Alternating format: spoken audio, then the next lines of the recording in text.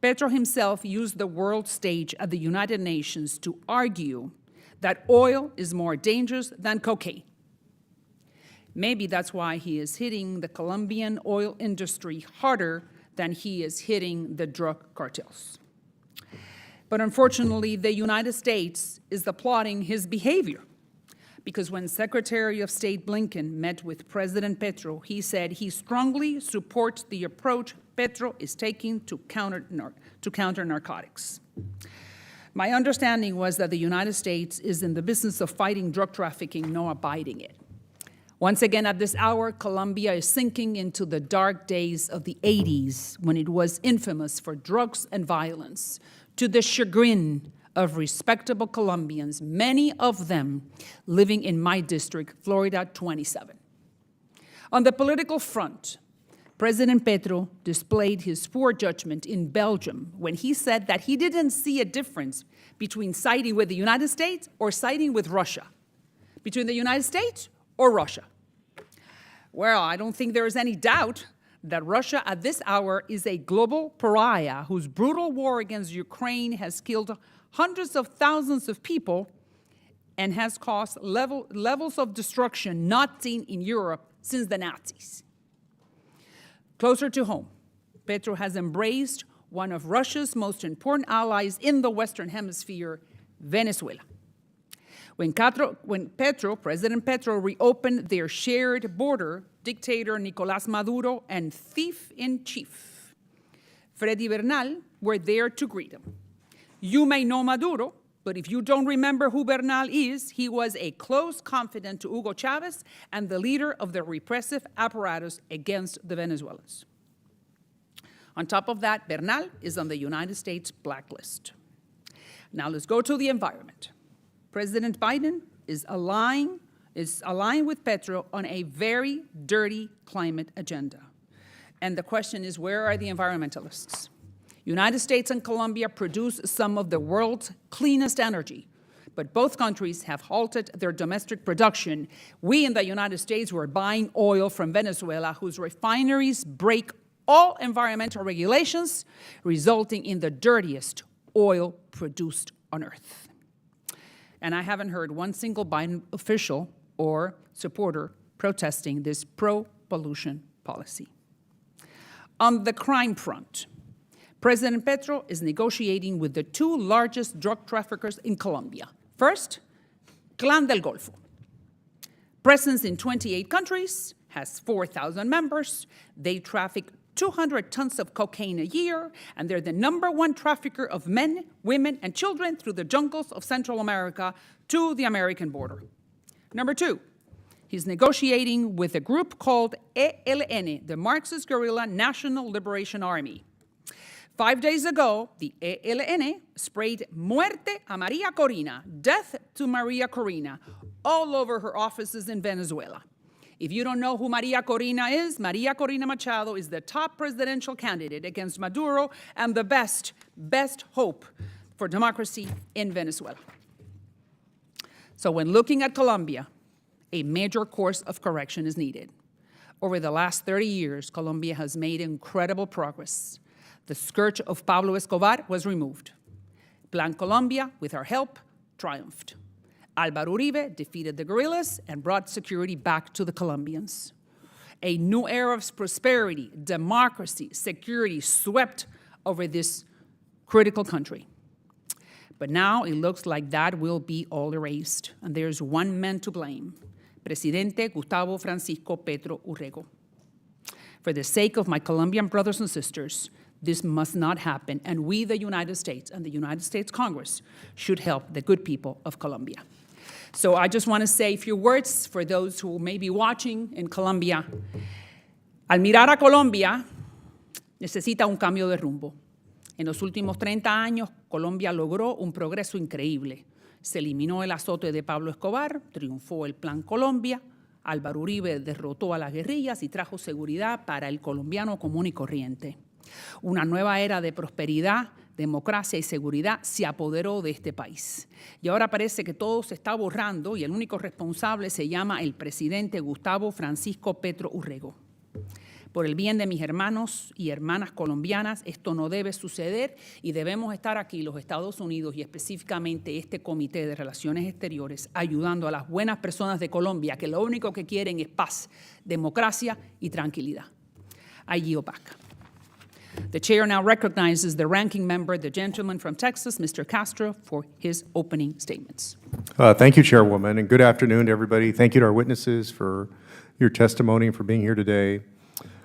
I want to specifically thank Mr. Wells and Mr. Natiello for joining us. It's good to see you both again. I appreciate the opportunity to hear from our distinguished witnesses and to discuss the challenges and opportunities facing our two countries. I deeply value the relationship between the United States and Colombia and between the people of our two nations. For years, our deep ties with Colombia have enjoyed strong bipartisan support in the United States Congress, and I hope that we can continue that tradition in pursuit of a relationship that is based on mutual respect for democracy, human rights, economic prosperity, and regional security. Colombia is in the midst of change, so that much is undeniable. A year ago, Colombia inaugurated President Gustavo Petro and Vice President Francia Marquez, Colombia's first Afro-Colombian executive, who were both elected on a platform of change and departure from the status quo. As allies and friends of the Colombian people, the United States needs to be responsive to what the Colombian people have clearly called for through the exercise of their democratic rights. It's not the role of the United States to handpick any nation's leaders, and the Colombian people have spoken. To those who are concerned about change, I would say this: the ties between the United States and Colombia run deep, and I have faith in the democratic institutions of Colombia. Our relationship remains beneficial for both countries, and our financial and security support is essential to address key regional issues. I'm going to lay out a few of the priorities as I see it for U.S.-Colombia ties, and I hope to hear from the witnesses on these issues. The first is on the issue of peace and security. The Colombian people had great courage in negotiating the 2016 peace accords with the FARC. The agreement was a significant step forward for peace after decades of conflict, but much of the agreement remains unimplemented, particularly the ethnic chapter.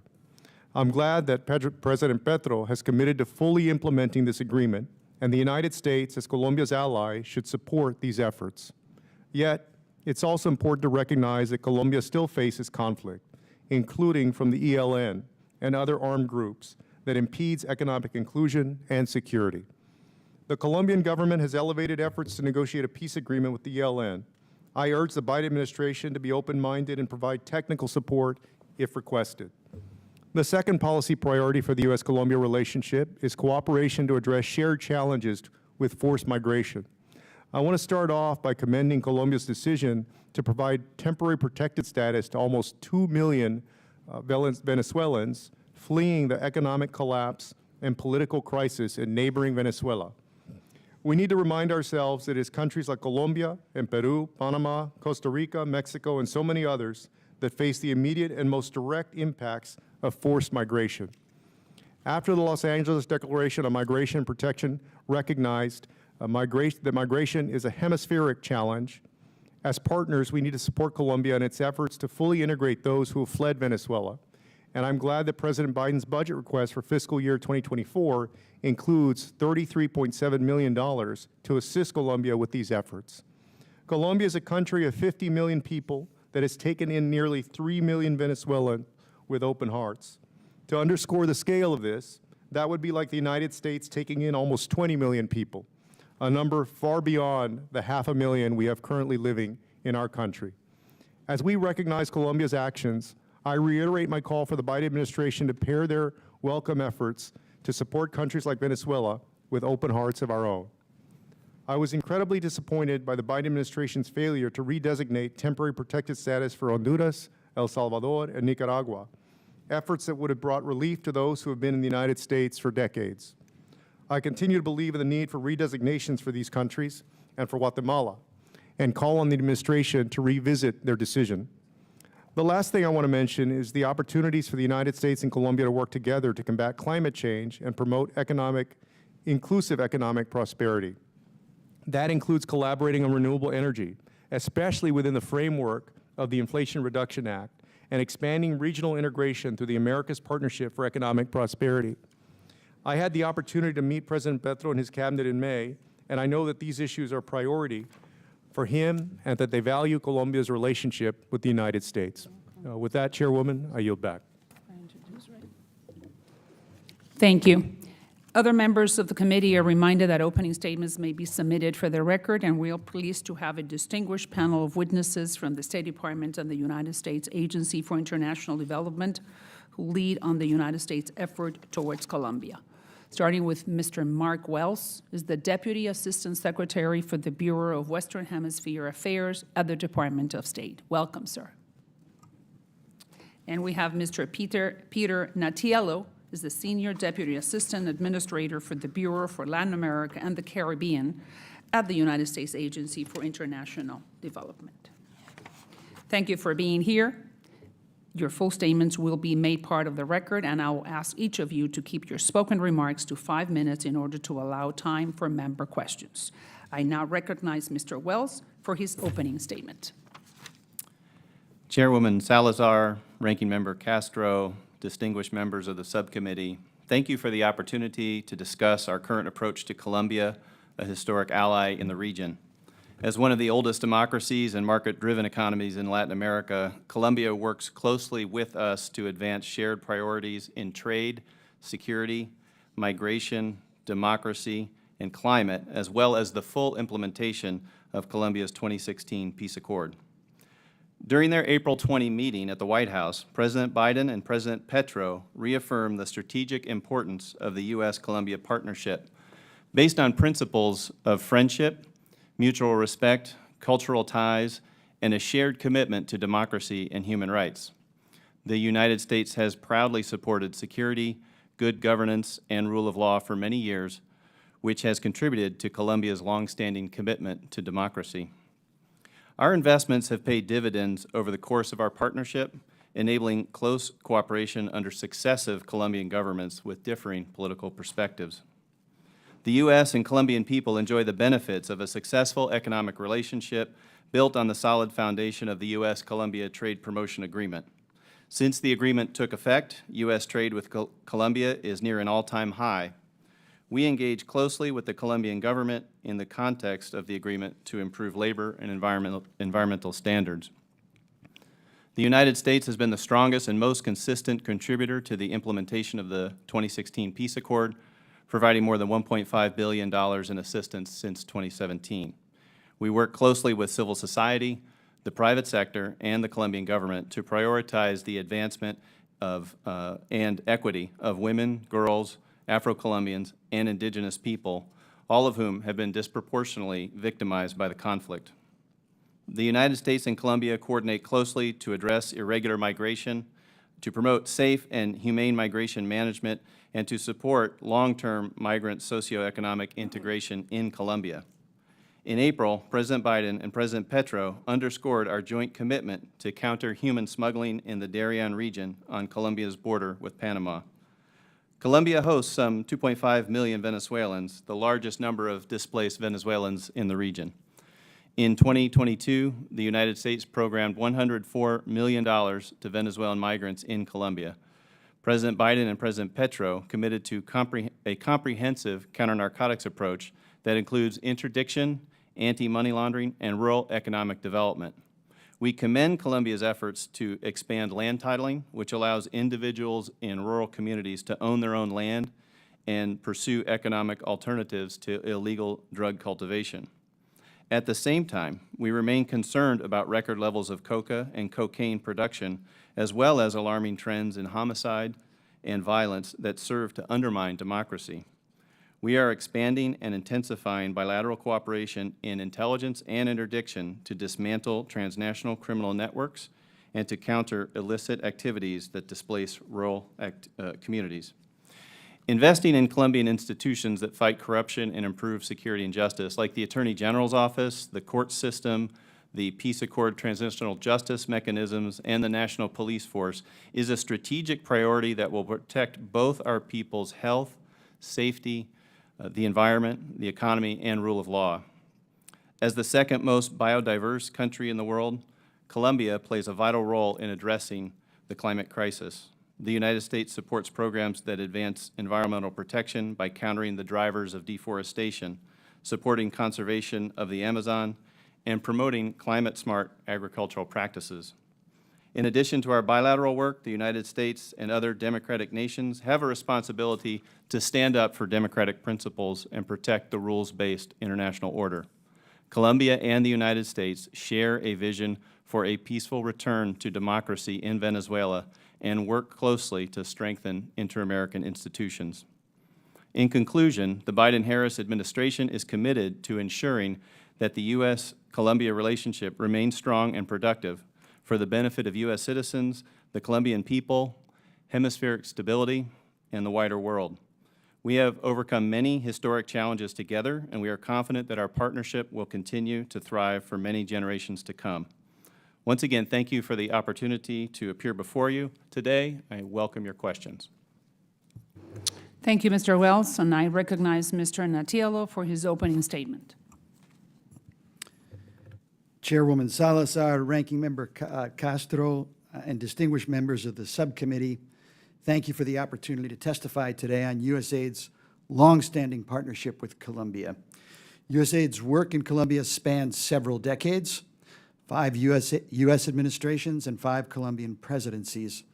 We partner with a broad range of Colombian stakeholders, democratically elected governments, certainly, Colombia's independent control organizations, its vibrant private sector, its active civil society, and marginalized communities. USAID supports Colombia's own efforts to invest in its historically marginalized and violence-prone territories in the following ways. First, to strengthen state presence in those territories. Second, to advance sustainable, licit economic development in those regions. And third, to create a culture of citizen rights and responsibilities associated with democratic governance. We support implementation of the 2016 Peace Accord because it creates the conditions to achieve those objectives. USAID has been a long-standing partner in bringing greater state presence to Colombia's conflict-prone regions, home to illicit economic activities, including narco-trafficking, land grabbing, illegal mining, and illegal logging. With the U.S. interagency, we've supported successive Colombian governments to increase public investment in these regions, helping to improve schools, roads, healthcare, justice services, and protection of social leaders. The Peace Accord strengthens the conditions for developing the agricultural bounty of the Colombian countryside while conserving Colombia's rich biodiversity and expansive tropical forests. USAID's long-term commitment to these regions has enabled thousands of farmers to abandon coca production in favor of licit agricultural products like the country's renowned specialty coffees, which Colombians are so rightfully proud of, and cacao, an important and growing sector, thanks in part to USAID's long-term commitment to that sector. The private sector has been a key partner in these efforts. USAID has accomplished pioneering climate change mitigation and adaptation work with Colombia. Our work has helped generate $27 million to date in carbon credit sales for Afro-Colombian and indigenous communities along the impoverished and isolated Pacific coasts. USAID has been at Colombia's side for many years to ensure that conflict victims can be afforded the truth, justice, restitution, and commitments of non-repetition enshrined in the 2016 Peace Accord. With the Truth Commission, USAID has worked to compile and publicize testimonies that have helped tens of thousands of victims understand what happened to them and to their loved ones. With that truth, they can begin the long and arduous healing process. Additionally, we've helped the victims' organizations to bring cases before the Special Jurisdiction for Peace, the Transitional Justice Court, charged with holding all parties to the conflict accountable. Advancing the full social and economic inclusion of Afro-Colombian and indigenous peoples is key to a stable and lasting peace and a steady focus of the United States' work in Colombia. USAID advocated for the participation of these groups and other historically marginalized Colombians in the peace process and advocated for inclusion of the chapter on ethnic perspectives in the Peace Accord. I note Representative Meek's presence here today and thank him for spearheading so many efforts on that front. We recognize that despite the signing of the accord and the important advances in human rights over the past decade, attacks against Colombia's human rights and environmental defenders have risen in the years since the accord signing in 2016. For this reason, USAID continues working with Colombian partners to protect human rights leaders and environmental defenders, prevent violent attacks against them, and reduce impunity for these crimes. More must be done to address this violence, and we're committed to ensuring it remains a top priority of our foreign assistance. In addition to the challenges of building peace in the country's marginalized regions, Colombia and the broader region are confronted with unprecedented migration challenges. Colombia is creating a model for effective migrant integration that holds lessons for this hemisphere and beyond. USAID has partnered with the government of Colombia as it implements generous temporary protective status and regularization policies, which help Venezuelans fleeing the disastrous Maduro regime and helping integrate Venezuelans into Colombian society deters them from having to make the dangerous journey through the Darien Gap. With the generous support from Congress, USAID continues to assist Colombia in its efforts to register Venezuelan migrants and help them to integrate into Colombian communities. After more than 5 decades of war, Colombia has taken important steps toward lasting peace, security, stability, and prosperity. The Colombian people still have much work to do, and USAID is committed to accompanying them in pursuit of our common interests. And we're grateful for Congress's unwavering bipartisan support for the U.S.-Colombia relationship over the past 2 decades, which has made USAID's work to build an enduring partnership with the people of Colombia possible. I look forward to your questions. Thank you. Thank you, Mr. Wells. I'm sorry, thank you, Mr. Natiello, and for your statement, and I recognize myself now for 5 minutes of questioning. I see that both of you did not mention some of the topics that we consider highly important vis-a-vis the relationship with Colombia, and I'm going to start with you, Mr. Wells. You know, Colombia supplies 97% of cocaine to the United States, and the question is, why did we stop monitoring the coca crops in Colombia? Thank you for the question. As I understand it, the decision not to have a coca estimate this year, cocaine estimate, was a decision made a couple of years ago before the election of Gustavo Petro as president. We are the recipient agency of that. It was made by whom? I believe it was made in the year 2020, and it is by other agencies. I would have to refer you to the ONDCP. Do you think that is that a good idea? I mean, maybe someone else negotiated it, but the Biden administration could say, that's not a really very good idea, and not really knowing how many new crops of coca are being planted in Colombia. What do you think about it? There are. Don't you think it's outrageous? There are various. That we don't know? There are various counts that are taken. So one is by that is overseen by the ONDCP. There is another, which is the Office of National Drug Control Policy. There's also one by the UN Office of Drug. Yeah, but the UN doesn't. Don't you crime. think that the United Nations will will have the resources and the technology that we have in our intelligence agencies to really know? I mean, you personally, what do you think about that? You being the Assistant Secretary for the Bureau of Western Hemisphere, you know, you're in charge of Colombia. What do you think about the fact that the United States will not know how many more coca crops the Colombians are going to be harvesting? So, what do you think about that? So as I said, we have access to other types of measurement. We have the UN ODC count, which The UN is not the United States. It is not, but they have been parallel counts for many years, so we know the differences. The two teams discuss, we understand their methodologies, and there isn't a resolution yet as to what the next steps are on You understand the that the new United COCA States estimate. has left the game. I mean, we left the game and we're leaving it up to somebody else. Let me explain how also we're engaged, though, is at the tactical level and operational level in Colombia, we assist the Colombian military and the police in doing their own tactical level counts. So they're looking for coca all the time. They use a system called SEMA. And as someone who has been been in the field implementing these programs, that's a very good tool for us to use. It helps us find the coca that we're going after. But you know that it sends a very bad message to the United States is just not looking anymore. Now, let me move to another question. You know that President Petro is trying to negotiate peace or something with El Clan del Golfo. Clan del Golfo, as I said, my opening statement, is in two ignominious activities, drug trafficking and human trafficking. So my question is, what is there to negotiate?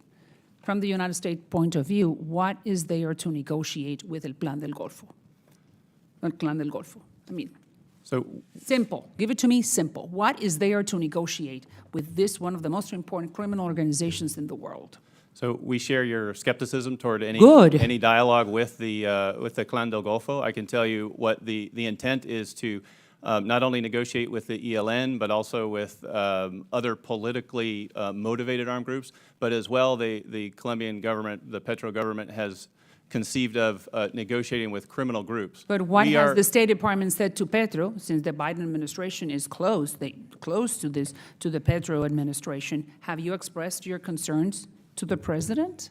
I'm expressing them now that we are concerned about anything that results in impunity for narco-traffickers, and we would be very skeptical of any processes that that give impunity to anyone trafficking drugs, any organizations.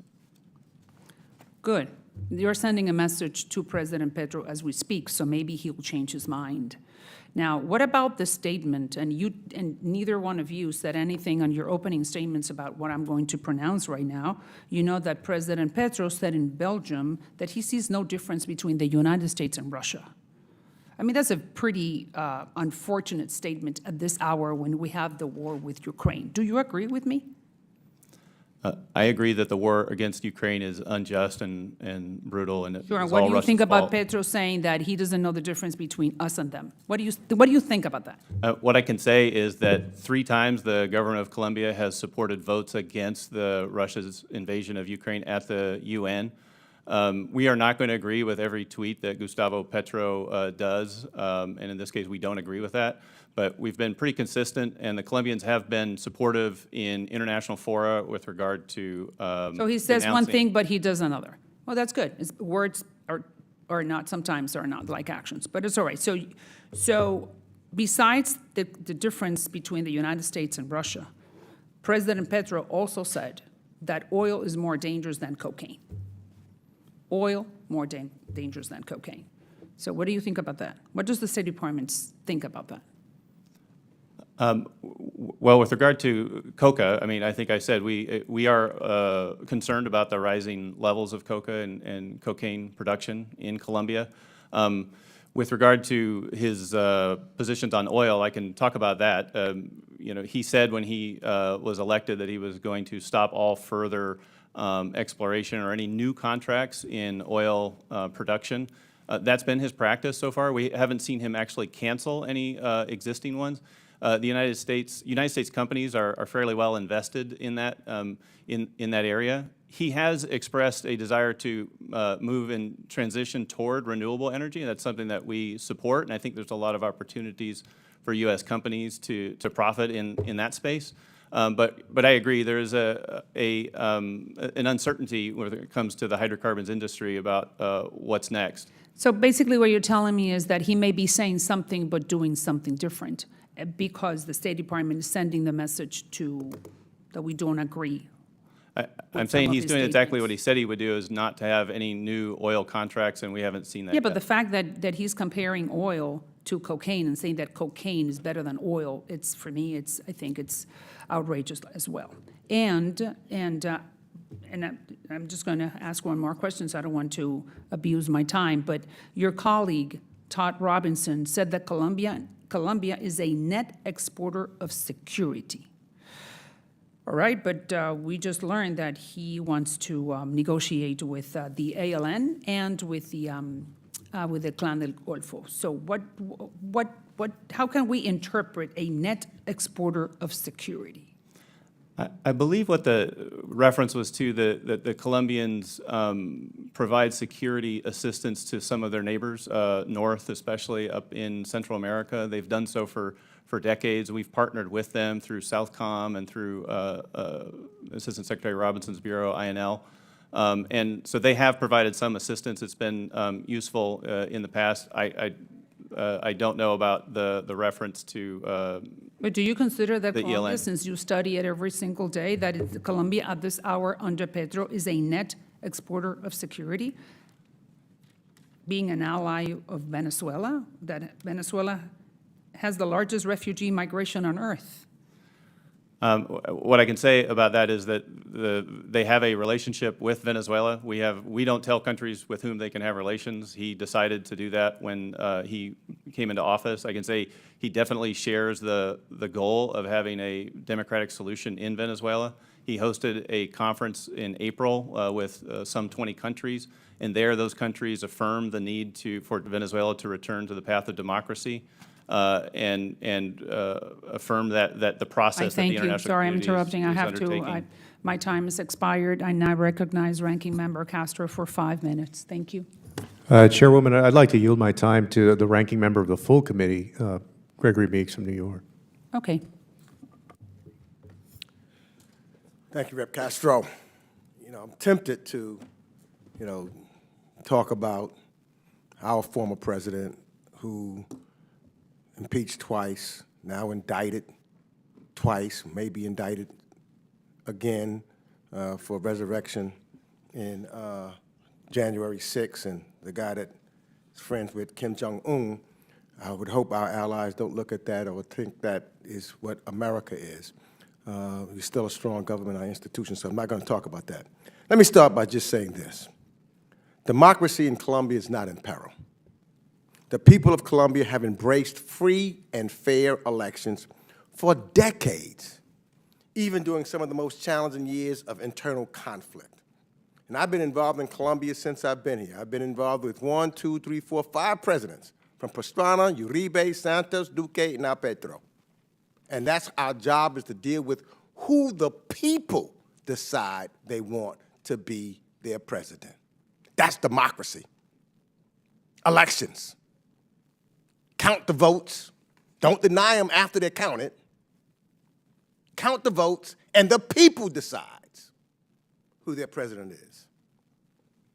What would imperil Colombia, and indeed the region, are the Republican proposed cuts, roughly 30% for our entire state foreign operations and related programs budget. These steep cuts would deeply impede our ability to provide humanitarian and development assistance at this pivotal time in Colombia. And I might add that last year we just celebrated our 200-year-long bilateral relationship, applauded free and fair elections, witnessed a peaceful transition of power, and supported the ushering in of a diverse, inclusive, and progressive administration under President Petro and Vice President Marquez.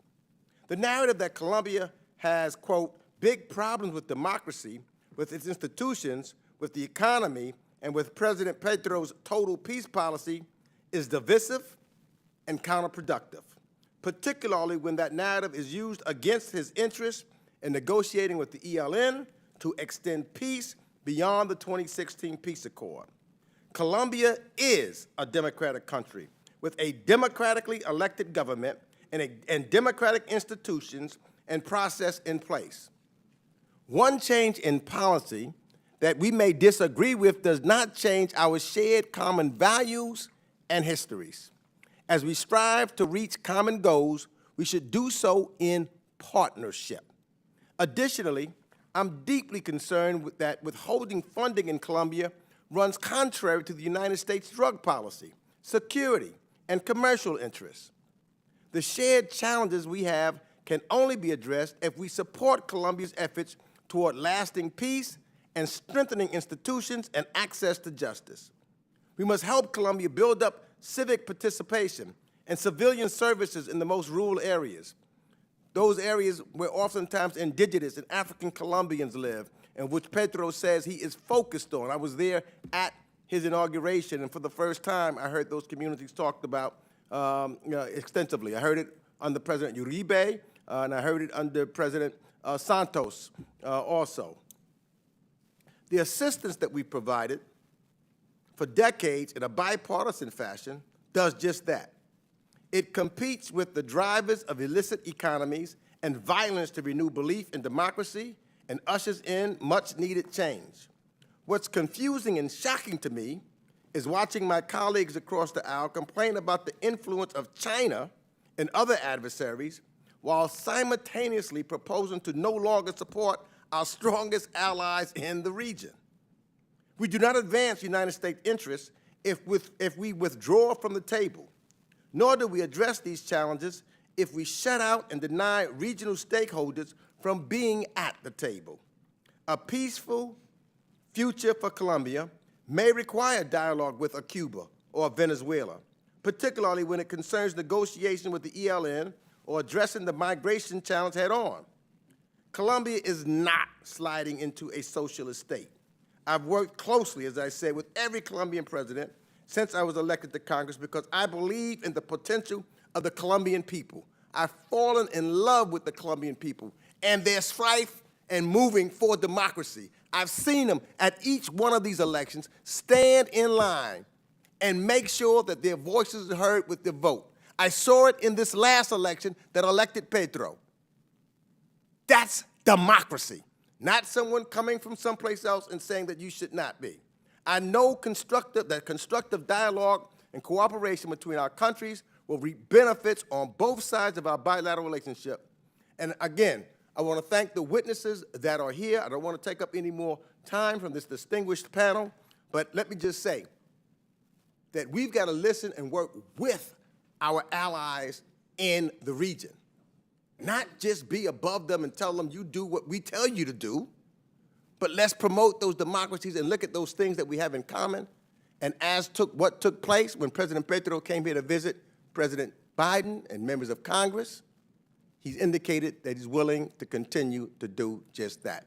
And I yield back. Thank you, Chairman Meeks. And I just want to add that we are also in love with the Colombian people, and I represent hundreds of thousands of them.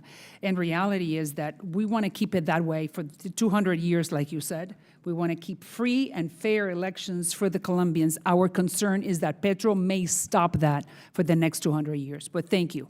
Now I recognize Congressman Self for 5 minutes. Thank you, Madam Chair.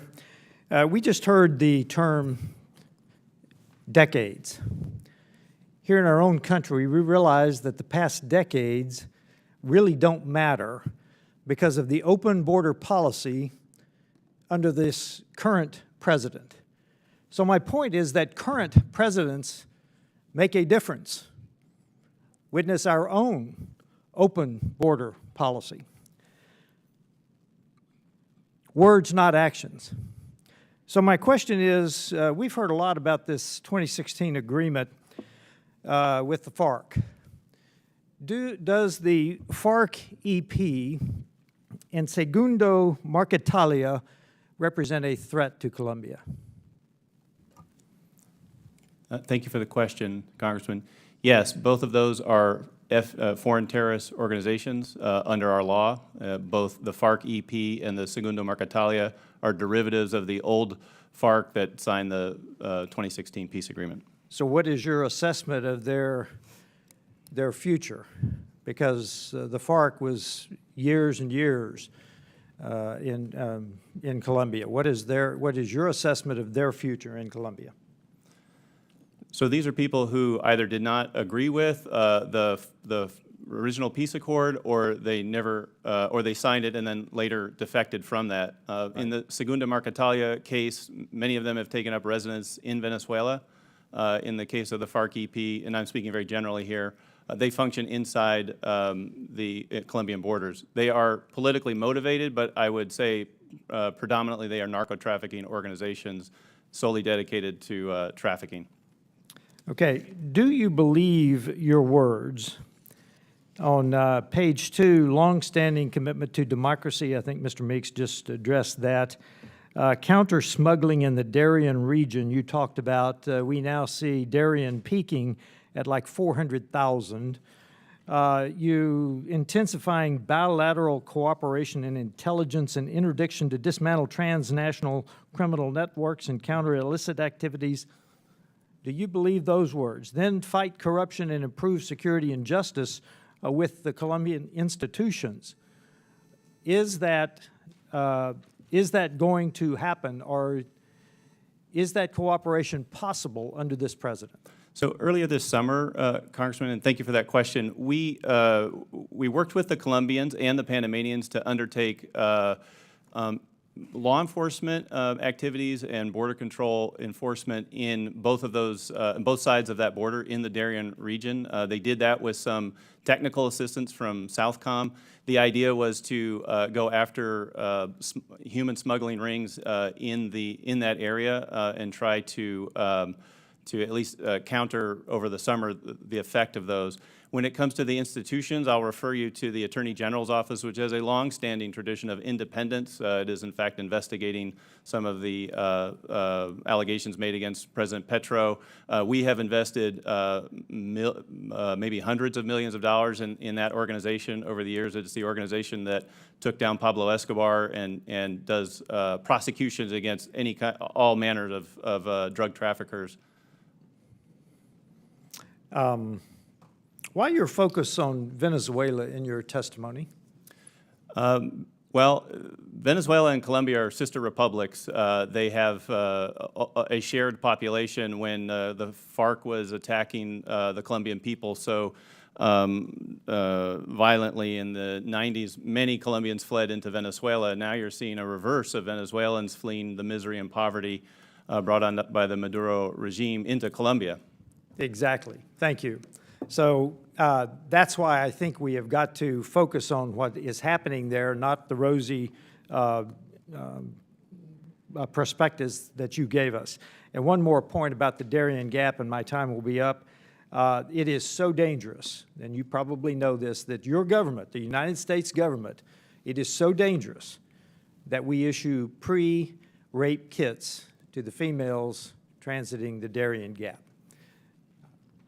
Madam Chair, I yield back. Thank you. Now we're going to recognize Congresswoman Kamlager Dove for 5 minutes. Thank you. Thank you, Madam Chair, and I want to thank you witnesses for being here today. I want to first state that I do not support the premise of this hearing, which is that we should be attacking a partner because the elected government's priorities don't align with our domestic views. It is patronizing and paternalistic and anti-democratic to weaponize our relationship in order to wield veto power over the domestic political process of our democratic partners. And it brazenly resurrects a destructive Cold War approach that caused deep instability, endangered mistrust, and ruptured relations in ways we are still trying to repair. And as I just have been listening, talking about, well, you have a president who's saying something, do you agree with what they've said? I don't want to follow our ranking member, but we did have a former president who said a whole bunch of things, who said that he could shoot somebody in the face walking down Fifth Avenue and nothing would happen to him, who said he could grab a woman, by her genitalia, who said we should have a complete and total shutdown of Muslims entering the United States, who said that laziness is a trait in blacks, who said about Mexican Americans, they're rapists, even though some of them, I assume, are good people. I could go on and on. I would hope that no one on this committee supports those kinds of statements. It's about allowing people to have free and fair elections in their own country. I hear things on the floor that I don't agree with. It's not about attacking that individual person. I also want to say before I mess up my notes that the United States remains Colombia's main trading partner. Colombia is a top destination for United States agricultural exports, valued at more than $4.2 billion. Over 500 American companies have arrived in Colombia over the past decade, with investments worth $26 billion. We're talking about GE, Amazon, Cisco, IBM. Colombia and the United States share one of Latin America's most comprehensive defense cooperation frameworks. Since Pedro has been sworn in, over 8 multinational operations have been conducted between the Colombian Navy and the United States. Colombian National Police have conducted over 104 joint operations with U.S. law enforcement agencies. Operational results against drug trafficking, and don't get me started on our drug policy in the United States, because we only seem to want to go after certain people, and maybe if people stop using drugs, we'd have to stop having drug policies that disproportionately impact black and brown people. I digress. Operational results against drug trafficking since President Pedro took office show figures on interdiction seizures and the destruction of criminal infrastructure. 609,000 tons of cocaine seized. 887,000 tons of coca leaf seized. 61,000 tons of cocoa base seized. It sounds to me like we have a good partner. Last I checked, in any kind of relationship, you know, an effective partnership isn't you agree 100% of the time on 100% of things. I don't know a partnership like that. I don't know a marriage like that. So I don't know why we're trying to be very discriminatory when it comes to Colombia. So none of those were questions. I apologize, but I'm irritated. But I will ask you both a question.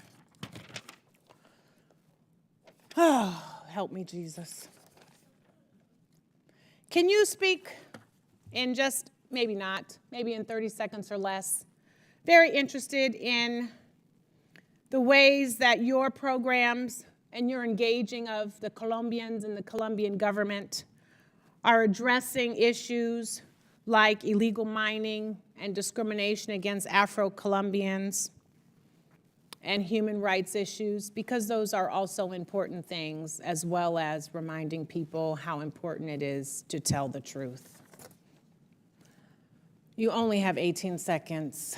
Yeah, thank you so I'm so sorry. Thank you so much for the questions, Representative. I'll just say in the short time that I have that USAID is actively involved in working with the Colombian government, successive Colombian governments, and communities in mining areas to help formalize informal miners so that they can protect workers' rights, they can pay taxes, they can sell their gold to legal markets, et cetera. We've been doing that for many years. And we've had some important successes with it, pilots that Colombia can then use to scale to reach this issue on a broader scale with more people and more miners and more communities. And just in terms of our work with Afro-Colombians and indigenous, thanks to the generosity of this Congress and the really... Your time is up. Yeah, thank you very much. Thanks to you. Thank you, Congresswoman Kemlager-Dove. And then a vote has been called on the House floor, as you know. Therefore, the subcommittee will have to recess, and we will reconvene following the vote. There's only one vote, so the subcommittee stands in recess.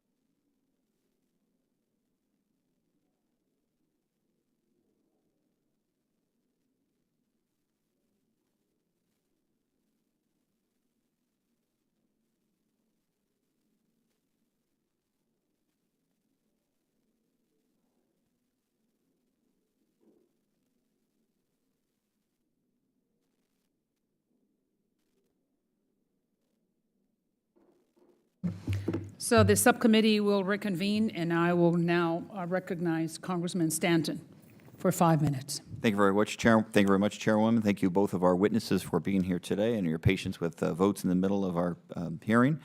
I represent Arizona, which is no stranger to the challenges and opportunities of migration, the harms of drug trafficking, or the competition posed by China. These are complex issues that require multilateral solutions and strong bilateral ties. And Colombia has been a reliable partner on these fronts.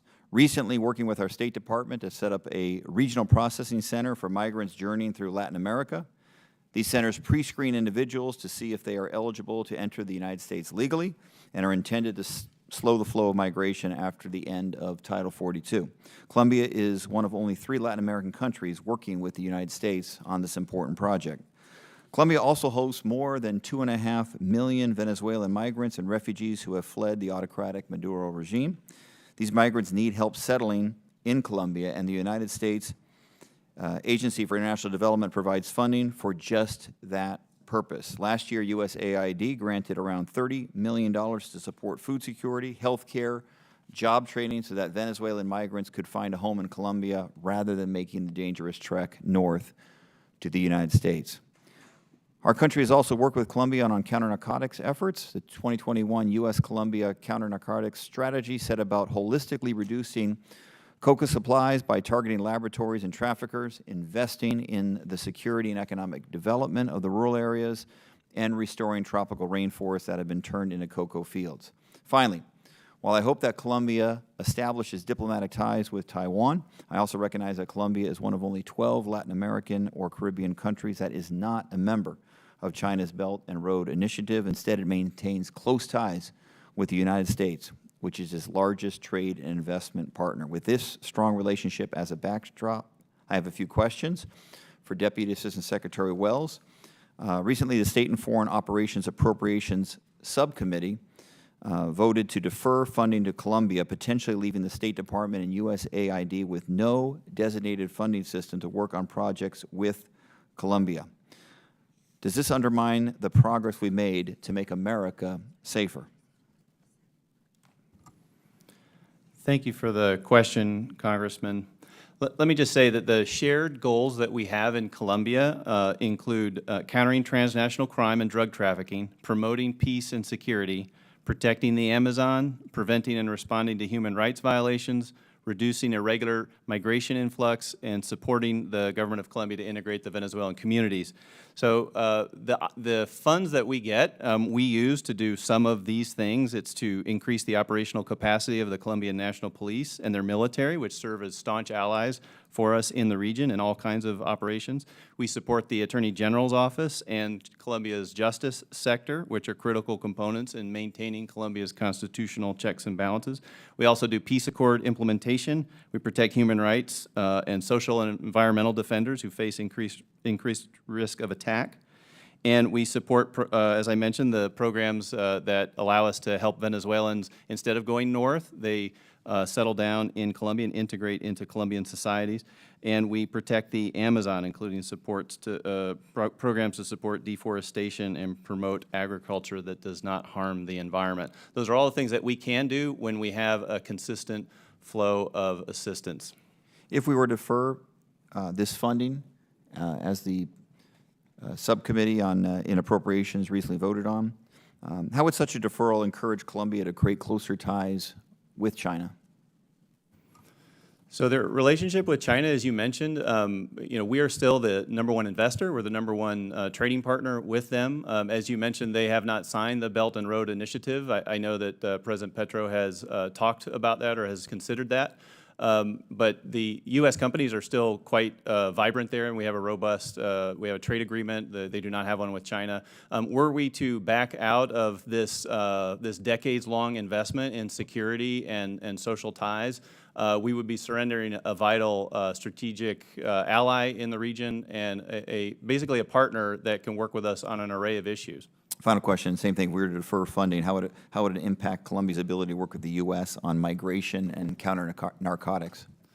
So in the same way, we depend on the Colombian military and police to effect all kinds of seizures, detection and monitoring. They're fully integrated with the U.S. military when it comes to detecting and monitoring cocaine shipments through the region. That would suffer if we did not have that funding. Thank you very much. I yield back.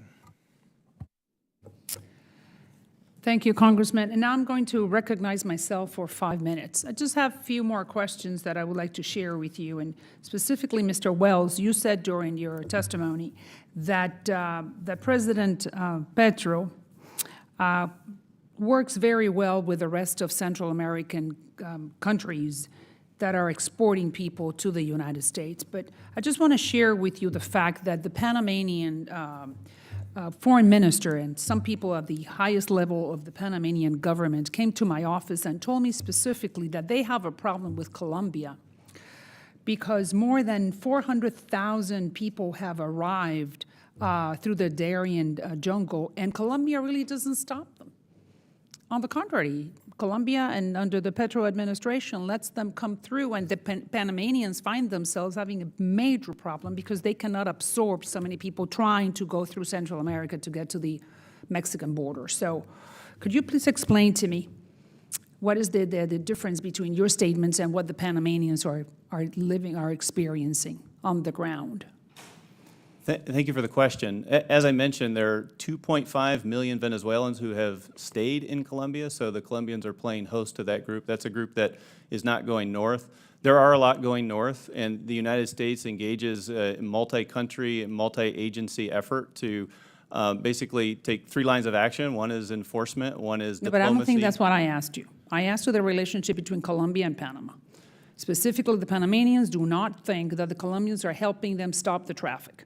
I think it is a regular problem. I mentioned earlier But are you aware what help the them Panamanians? coordinating. But are you aware what the Panamanians are saying? I'm sure the Panamanians have come to the State Department and explained their concerns. Yeah, They need Colombia's help in order to stop the flow of people through the Darien jungle. And when I served in Bogota from 2019 to 2021, I got the same complaint that the Colombians don't do enough to stop the trafficking or the free movement of Venezuelan, But mostly don't you think that Venezuelan now migrants. things are gotten worse and that Colombia is helping less? I think there is an uptick in trafficking as the situation in Venezuela worsens. There are greater outflows of migrants, and we do continue to work with both sides So of you the have not Darien. you have not heard from the Colombians that concern that I just explained to you. You have not heard that from the Panamanians. I have heard that in the past, yes. But no, now in the present. And I hate to apologize, but I actually don't cover Panama. So, but I know that it is a complaint, and I know that we work with them. That's why I mentioned the joint operations in the Darien that we worked on earlier this summer. Okay, now what about the ELN? You know, as I explained during my opening remarks, that the Petro government is negotiating with the ELN, which is one of the 2 guerrilla movements in Colombia. The ELN right now is in the terrorist list. By any chance, the State Department is thinking or considering the possibility of removing the ELN from the terrorist list due to the fact that the Petro administration is wanting to negotiate peace with them? No, we are not considering removing the ELN from the foreign terrorist organization list. Good. The ELN process is something that we are watching, we're monitoring, and we are in constant communication with the Colombian government about it. I think, as I mentioned earlier, we want to maintain some healthy skepticism about it because the ELN is a terrorist organization. They have started peace processes in the past, and they have not fulfilled it. Next week, there is a ceasefire, that is a 6-month ceasefire that is supposed to go into effect, and we call on the ELN to protect civilians and any victims of their terrorist activities. They need to be accountable for And what do you think holding on about to the fact ceasefire. that the ELN sprayed graffiti on Maria Corina Machado's office? The Biden administration has been working with the Maduro government, and my question is, don't you think that maybe we should be sending a message to President Petro and President Maduro that Maria Corina should be protected and should be guarded against any type of threats? We obviously condemned that act, and we were Did you know about it? Yes, and we were pleased to see that President Petro also condemned it, and he called on the suspension of Maria Corina Machado's disqualification to be lifted, because he Good. himself experienced a similar treatment years ago. Of course, we all want a democracy in both countries. Now, finally, you also know some of the comments that President Petro has made against the Colombian press. He called them specifically racist, enemy of the people, and that they have incited genocide. What do you think about the Colombian press? You have many of those members among you here in this hearing. In my understanding, the Colombian press is pretty impartial, and they do a good job. Do you agree with what President Petro is saying, that they are racist, the enemy of the people, specifically the enemy of the people? No, the press, independent press, is not the enemy of the people anywhere. I believe that the Colombian journalism is excellent. They have a lot of investigative journalism. And in fact, they're the ones that have investigated a lot of the corruption allegations that President Petro is facing now. And so Good. They will continue to do that because— So this is a very important message that you're saying, Mr. Wells, and I'm very happy that you're saying it, because the Colombians have very independent, rigorous news media, and we need to preserve them. Regardless of how they are covering the news, that's up to them, which is the same case in the United States. So I'm glad that the State Department is sending that message to the Petro administration: do not touch the press. Do you agree with me? Yeah, in fact, the existence really shows the strength and vitality of Colombian democracy today. Indeed, and that's why we need to preserve that vibrancy in the Colombian democracy. Agreed. You agree with me? I agree. And do you feel by any chance that Mr. Petro, President Petro, may be one of those hindrances or forces against the continuation of that democracy? As I said earlier, we have relationships with the institutions. I don't want to comment on every single tweet he puts out. I think he issues more than a dozen tweets a day. He's one of the most prolific tweeters. I will say we support Colombian institutions. We believe that Colombian democracy remains strong today. And do you have any fear that those Colombian institutions may be under threat? I do not. Good. Well, let's keep it that way. Thank you, sir.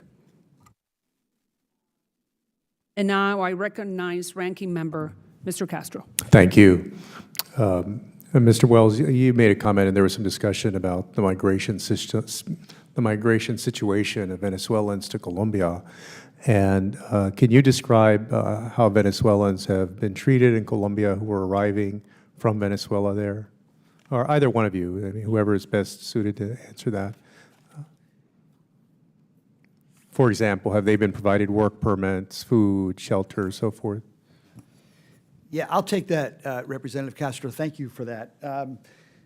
So it's noteworthy that Colombia has provided temporary protective status to 2.5 million Venezuelans. Colombia has advanced rapidly to pre-register and register close to 2 million of those folks.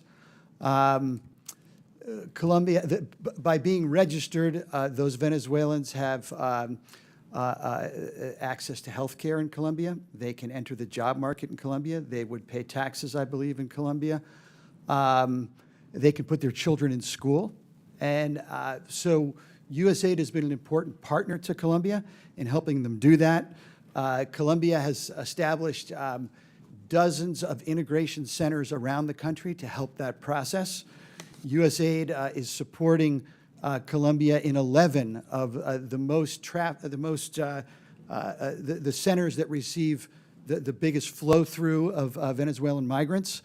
And again, our support has just helped that registration process. It's helped them get connected to health care, to help their kids get in school. And we also work with microfinance banks to provide credits to Venezuelan migrants so they can start businesses. And we provided business training as well to thousands. And let me, well, first I want to say thank you to USAID, to the State Department. Thank you for your work there.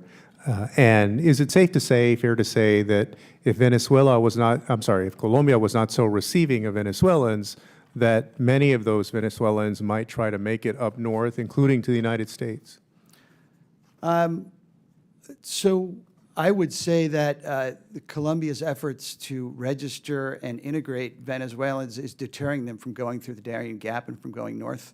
And that's one of the reasons why USAID works closely with Colombia to just to help them to support their Venezuelan brothers and sisters. And, you know, I know because we've been discussing political leaders and so forth and the actions of nations with respect to migration. I mean, you compare that to the barbaric actions of Texas Governor Greg Abbott, who put death traps at the U.S.-Mexico border in the Rio Grande, laid razor wire, including in areas of the river that rise such that that razor wire becomes invisible to people who make their way and get caught in it, and also installed barrel traps with netting so that people get caught in those barrel traps. So if those folks had not stayed in Colombia, it's likely that some of those Venezuelans would have encountered these death traps on the Rio Grande. It's gotten so bad that there was a 4-year-old girl who was passing out in the water and was instructed by Texas State Trooper leadership to be pushed back into the water towards Mexico.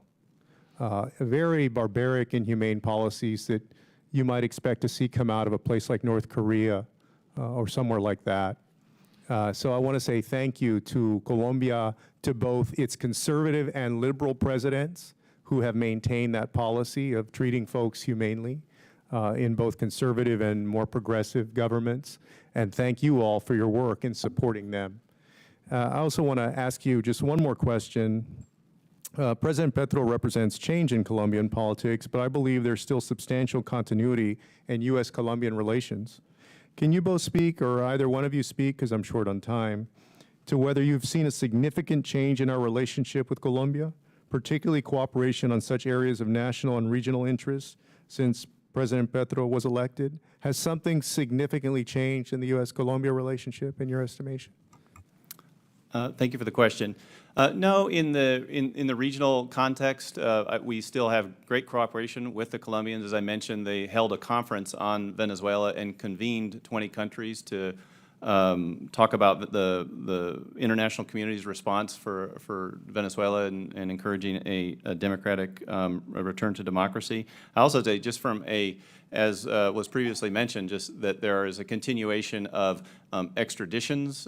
There's a continuation of military and military exercises. There has been no interruption that we can see in joint police operations to confiscate drugs. So institutionally, all of those pieces we see as having no change, and we continue to have good cooperation, even though there is a change in political perspective in the presidency. Thank you, gentlemen, for your testimony. I yield back, Chair. Thank you, Ranking Member Mr. Castro, and I want to thank the witnesses for their valuable testimony. Mr. Natiello, I'm sorry that I didn't get to talk to you too much, but I'm sure it'll be next time. And to Mr. Wells for being here, and the rest of the members of this subcommittee for their questions. The members of the subcommittee may have some additional questions for the witnesses. We will ask you to respond to them in writing.